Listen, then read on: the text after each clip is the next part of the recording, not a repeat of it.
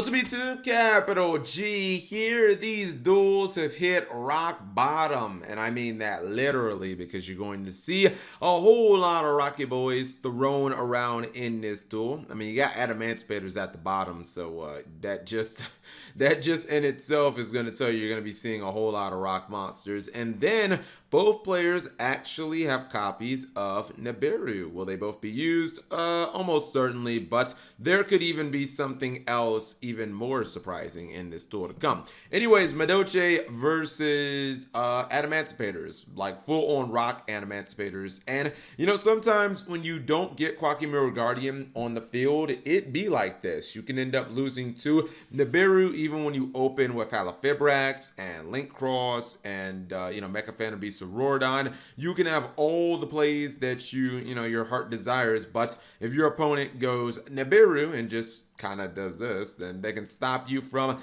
ever getting to those negation points. Like a lot of your combo is just kind of choke points. Anyways, he's gonna go for Pot of Extravagance, and honestly, when you look at his hand, I think he drew the Winged Dragon of Ra Spear mode, so I'm not sure the turn run board was going to hold up anyways. He also has a Kaiju, although I think the Kaiju was drawn off the Extravagance, which probably would have been negated. Anyways, Madolche is a deck that, while incredibly powerful, does not have really any way to play around Nibiru outside of, well, no, that's not true. They can play the new Trap Hole card, and they can play like Trap Tricks, Rafflesia, so I guess that is their way. But he didn't opt for that, which means he's going to get Nibiru as well. Now, would you be surprised to know that's not going to be the end of Nibiru's in this duel? He starts going for, some Charmer Link action, trying to use some of his opponent's monsters in the extra deck, but all that means is that you're opening yourself up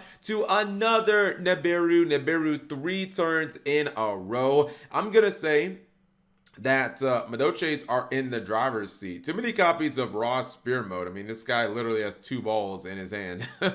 And he's going to go for Madolche tickets. And he will just attack with the Mifuel, and that's going to give him his copy of Angeli, which I'm going to say that's worth.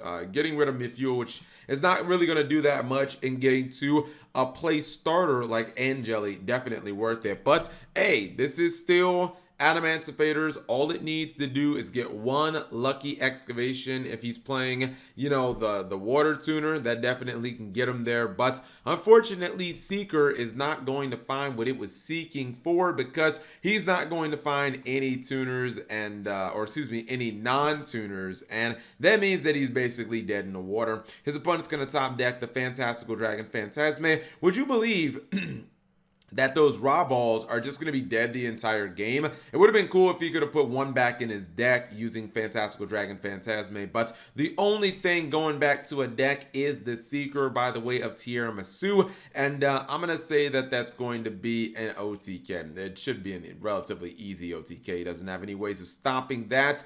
The power of Nibiru on full display in this first duel. Second duel is going to be with the Datascape archetype, and I'm undecided when it comes to this archetype. This is a very inconclusive duel. I couldn't really, I really didn't know what to make of it, honestly. The Pot of Avarice is going to get Ash. Takes a lot of power out of the Sky Striker player's opening turn. He also has Nibiru, which this deck doesn't seem very reliant on that many special summons, although we might see some in this turn. Lightning Storm was also a very powerful play, because your opponent can get the Ray, but if they already have a monster in their extra monster zone, the Ray doesn't really do anything, I guess you could say. Using Emergency Teleport, I think you'll see this card in the Datascape, or Cyberspace. Is that what we're calling it in the TCG? All right, we'll go with that.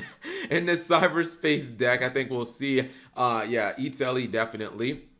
Now, again, all the monsters are basic. They all kind of have like Salamangreat Gazelle summoning conditions, where they can all freely special summon themselves to the hand by sending other cards to the graveyard. This one in particular, the level 6 sends, it can send 2, so he can basically load his graveyard up with a spell and a trap card. And the trap, of course, it alters levels of monsters on field, so it means that he can easily go for a rank 6 even with a 6 and a 3 on field. And he can also get himself a Rhoda with the the spell card. It does require you to discard, but still being able to get that search is definitely pretty nice. He's not done yet. I'm gonna go ahead and special summon the card that he just searched, and then this one will special summon itself back from the graveyard for freezies, and that means that, you know, he's got even more monsters to go with. Now, he's gonna be getting Nibiru because that's the theme of this whole video. How many times can we get Nibiru? But it's perfectly fine. He's gonna use the spell card, and that's going to put the trap face up. I do like this. The trap is active because it's like the True Draco cards. You're not you're basically setting it from your deck, and it's immediately active. This means he can shuffle back some of his banished cards to pop his opponent's monster. Now his opponent inexplicably just quit. I guess he saw the Ash Blossom and he thought that he would lose to the Nibiru token. I don't know if that's accurate. Like, his opponent wasn't drawing a monster, so it wasn't guaranteed that he was going to lose. Yeah, he takes 7,200 to the face, but he still has 800 life points. You don't know what could have happened. It looks like, okay, well, his top deck was going to be impermanent, so chances are he was going to end up losing the duel. But this is all based on information that he did not know about. I don't feel like you should just quit a duel when you don't know for certain that you're going to, you know, end up losing. Man, Sky Strikers without engage, dude. This is just, this is not the way. I know that Ryan, you won like, I was gonna say an ARG or some Pro Play Games event online or some shit like that. But honestly, like, man, without engage, this deck is just really, really struggling. I think even if it had one copy of Engage, Sky Striker would be so much better because they could just juggle that one copy over and over and over again. But man, without Engage, it's rough out here in these Sky Striker streets. Anyways, if you guys enjoyed the duel, give the video a thumbs up. Thank you guys for watching. As always, subscribe if you have not already, and turn on that notification bell for daily videos.